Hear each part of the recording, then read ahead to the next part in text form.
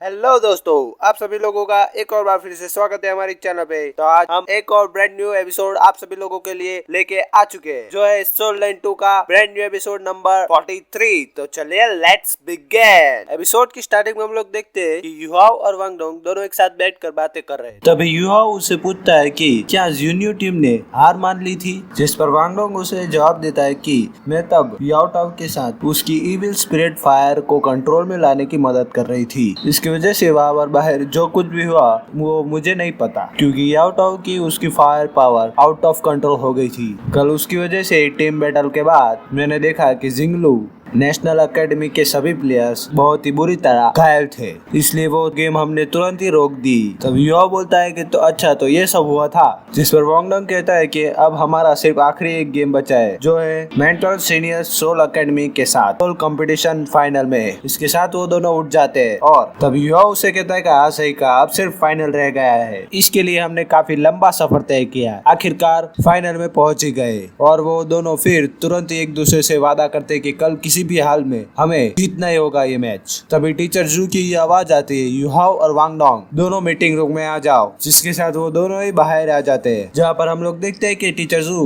बाकी Shrek academy के साथ आई थी। तभी युहाओ वांग डोंग से पूछता है कि आखिर अचानक से ये मीटिंग क्यों होने वाली है, क्या हुआ है। जिस पर वांग डोंग कहता है कि कल एक और सेमीफाइनल हुआ था, हम में से भी काफी ज्यादा पावरफुल ड्यू एकेडमी का सामना सन एंड मून रॉयल एकेडमी के साथ हुआ था। तुम्हें पता है सन एंड मून रॉयल एकेडमी ने अब तक एक भी मैच हारा नहीं है, और वो अब तक के सबसे पावरफुल और स्ट्रॉन्गेस्ट एकेडमी है। तभी उन लोगों के सामने अचानक ही Sun and moon Royal Engineer Academy के सभी लोग आ जाते हैं, क्योंकि वो सभी लोग वहाँ से गुजर रहे होते हैं। सिगार वाला बुड्ढा और सब लोग काफी एटीट्यूड के साथ उनके सामने से गुजरते हैं। टीचर जू उन सभी लोगों को देखकर जरा भी कुछ फर्क नहीं पड़ता उनको, वो लोग सब सिर्फ चुपचाप देख रहे थे। और उनके सामने से गुजरते हुए उनका लीडर कहता है, श्रेक एकेडमी, मैं तुम लोगों से फाइनल में मिलने का इंतजार कर रहा हूँ। तुम्हारी मौत तुम्हारे सामने खड़ी है और वो तुमसे बहुत ज्यादा जल्दी मिलेगी। और उनके प्लेयर्स में भी काफी ज्यादा एटीट्यूड होता है, वो उनको बिना कोई जवाब दिए सिर्फ देख ही रहे थे। और देखते ही वो सब लोग वहाँ से गुजरने लगते हैं। तब उनमें से एक आदमी ये कुछ ज्यादा ही बदतमीजी कर रहे हैं। टीचर जो जवाब देते हुए कहते हैं, ये सभी सारे के सारे कुत्ते कमीने हैं। और फिर दोस्तों ये सीन यहाँ पे चेंज होता है, जहाँ हम अगली सुबह स्टेडियम को देखते हैं, जहाँ पर आज का मैच होने वाला है, जहाँ पे अनाउंसर बताता है कि ये non qualifier match sun and moon royal और ड्यू एकेडमी के बीच ये मैच होने वाला है। तभी टीचर जू कहते हैं कि ये हमारे लिए सबसे बेहतरीन मौका है हमारे अपोनेंट की पावर देखने की और उनकी कमजोरी भी, क्योंकि इन सभी दुश्मनों के साथ हमारा फाइनल होने वाला है। तो फिर अच्छे से इनके हर एक एक चाल और एक एक अटैक पर बहुत अच्छी तरह ध्यान रखना, फाइनल में काम आएगा। तो वांग डोंग उसे कहता है कि कल ड्यू टीम हमसे सेकेंड लास्ट फाइट हार गई थी और पक्का ये मैच इंपॉर्टेंट होने वाला है। देखते हैं मैच में क्या होता है। तो देखते हैं कि आज उनका कैप्टन एक जीनियस सोल एम्परर होते हुए भी क्या कर पाता है, और यही उनकी टीम का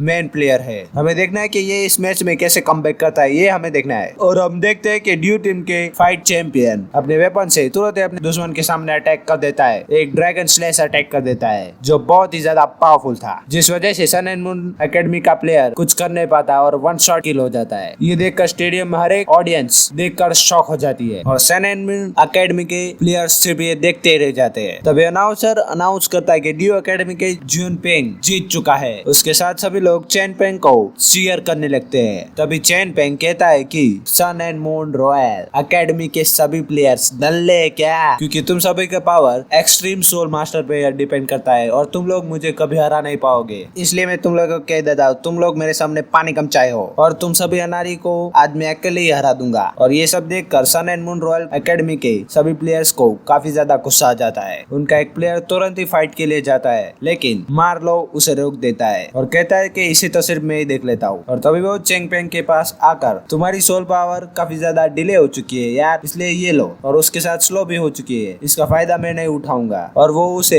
एनर्जी बूस्ट मेडिसिन एक दे देता है और वो चेन पेंग उसे डिस्ट्रॉय कर देता है और उसे जवाब देता है कि तुम्हारे लिए सिर्फ मेरी स्ट्रेंथ ही काफी है बच्चे। दूसरी तरफ युहाओ ये सब देख रहा होता है। तभी टीचर जू बोलती है कि उसके पास बोलती है कि मार्लो को ध्यान से देखना, ये बंदा फाइनल में अपनी टीम के लिए एक की प्लेयर बनने वाला है। ये तो अपनी टीम को फाइनल में या तो हरा देगा या फिर जिता देगा। यही सबसे ज्यादा स्ट्रॉन्गेस्ट अपोनेंट है हमारे लिए। दूसरी तरफ मार्लो और चिनपेंग के बीच में बहुत ही ज्यादा जबरदस्त फाइट हो रही थी, जिस पर टीचर जू उसे युहाओ को बताते हुए कहते, जरा देखो मार्लो चिनपेंग के हर एक अटैक को समझकर उसे कैसे डॉच कर रहा है और उसको अटैक कर रहा है। तभी चिनपेंग गुस्से से कहता है कि मार लो बेटे, अब तो नहीं बचेगा। उसके साथ वो dark demon Z layer slash attack करता है। मार्लो को इस ट्रिक में समझने की बहुत ज्यादा देरी लगती है, इसलिए वो इस अटैक को किसी तरह सर्वाइव करने की कोशिश करता है। इतने में चिनपेंग उसके करीब आकर कहता है कि एक बार मैं तुम्हारे करीब आ जाऊं, फिर देखना तो कैसे टिक पाता है। और जैसे ही ये पावरफुल अटैक करने लगता है तभी मार्लो उसे पीछे हट जाता है और तभी वो अपने एक पावरफुल सोल कैनन मशीन को बाहर निकालकर उस पर एक पावरफुल अटैक कर देता है, जिसका नाम था हाई टेम्परेचर बीम रे अटैक। और चिनपेंग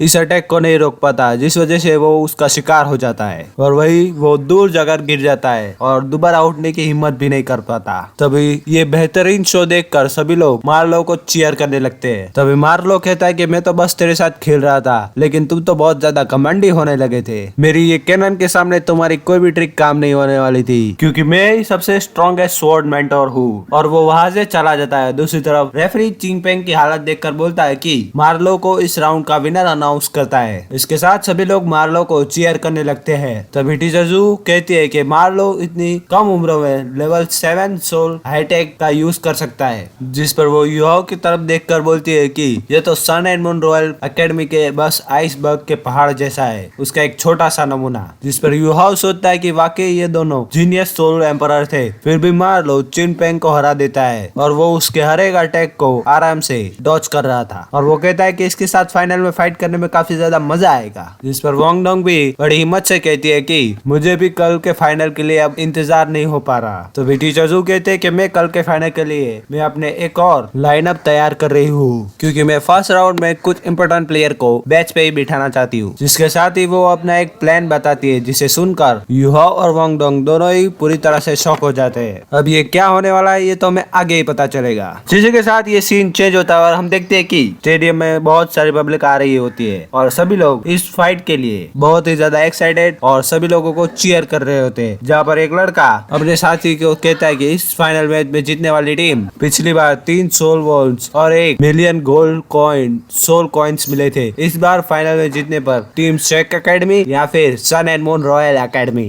तभी यहाँ पे हमारा ये सीन चेंज हो जाता है और जहाँ पे हम देखते हैं कि जहाँ पर राजकुमारी जियोमी और emperor sun and royal moon academy की टीम 4000 सालों में सबसे स्ट्रॉन्गेस्ट टीम आ रही है। अगर शेक एकेडमी की लाइनअप कंप्लीट ना हुई तो हम जरूर ही ये मैच हार जाएंगे। जिस पर एम्परर जवाब देता है कि जियोमी तुम हार जीत को लेकर ज्यादा ही परेशान हो रही हो। हमारा शेक कॉन्टिनेंट बहुत ही ज्यादा मामूली नहीं है। अगर ये डिंग हाई हैंड बॉर्डर पे अगर उस वक्त टिक नहीं पाती तो तब सन एंड मून रॉयल हरा कर मार चुकी होती। हम पे दूसरी साइड के लोगों ने भी अटैक कर दिया होता। अगर हमारे बॉर्डर पे खड़ा हुआ नौजवान अगर इतना कमजोर होता या अब तक हम ना होते। जिस वजह से राजकुमारी जियोमी जवाब देते कहती कि भाई मुझे पता है तब हमारे जू फैमिली को चू फैमिली के लोग संभाल रहे थे और पावरफुल होने के बावजूद भी हम दूसरे लोगों से इस जगह पे एम्पायर मास्टर बन चुके हैं, लेकिन अब आबादी बढ़ चुकी है। लेकिन लू you family white tiger Duke की डिसेंडेंट है, जिन्हें हम इंपीरियल पावर से हार हुई थी, लेकिन अब ये काफी ज्यादा पावरफुल हो चुकी है। और तभी वहाँ एक कमांडर आ जाता है जो कि और कोई नहीं व्हाइट टाइगर का लॉर्ड डाई हाउ होता है और ग्रीट करते हुए कहता है कि किंग से कहता है कि मैं वापस आ गया। और ये सुनकर किंग स्माइल करता है और उस कमांडर को उठाकर कहता है कि ये तो फिर बहुत ज्यादा अच्छा हुआ, डाई हाउ शियान वापस आ गया है, क्योंकि आज you how hang shake academy की तरफ से वाइस कैप्टन की तरफ पर खेलने वाला है। तुम और तुम्हारा फादर आज मेरे साथ इस बैटल को देखने वाले हो। और ये सब सुनकर वो वॉरियर भी मान जाता है। तब यहाँ पे सीन चेंज होता है और हम स्टेडियम को देखते हैं और फाइनल के लिए पूरा स्टेडियम भर चुका होता है। और तभी राजकुमार जियोमी और एम्परर और उसके साथ व्हाइट टाइगर ड्यूक हाउ हियान वहाँ पे आ जाते हैं और पूरे स्टेडियम में उनका स्वागत किया जाता है और फूल बरसाए जाते हैं, क्योंकि इतने हाई लेवल के लोग इस फाइनल मैच को देखने आए थे। तभी उन लोगों को देखकर कई सारे लोगों को यकीन ही नहीं हो रहा था कि उनके साथ व्हाइट टाइगर का लॉर्ड डाई हुआ शिन आ चुका है। उसे पहली बार हम आंखों से देख रहे हैं, कितना सुंदर है। वहीं पर कुछ लड़कियां उसे देखकर बेहोश हो जाती है। उसे देखकर वांग डोंग हैरानी से कहती है कि युवाओं से ये यहाँ क्यों आया है। दूसरी तरफ याओ हैंग उसे देखकर कहता है कि मेरे फाइनल कंपटीशन के दिन मेरे मास्टर वापस आ गए हैं, मुझे हर हाल में अच्छा परफॉर्म करना होगा। वही दूसरी तरफ याओ उस कमांडर को देखकर काफी ज्यादा गुस्सा कर रहा होता है। दूसरी तरफ राजकुमारी जियोमी उसे देखकर उससे बात याद आ जाती है इसे कही हुई, जो कि उसे कल उस वक्त कहा था किंग ने कि हमें यहाँ अपनी ताकत बढ़ानी है, हमें अपनी ताकत को और ज्यादा पावरफुल और स्ट्रांग बनाना होगा। जिसके बाद हम सभी लोग वहाँ पे मैच देखने को बैठ जाती है। और दोस्तों यहीं पे हमारा ये वाला पार्ट एंड हो जाता है। लाइक शेयर एंड सब्सक्राइब कर देना। इसे आउट।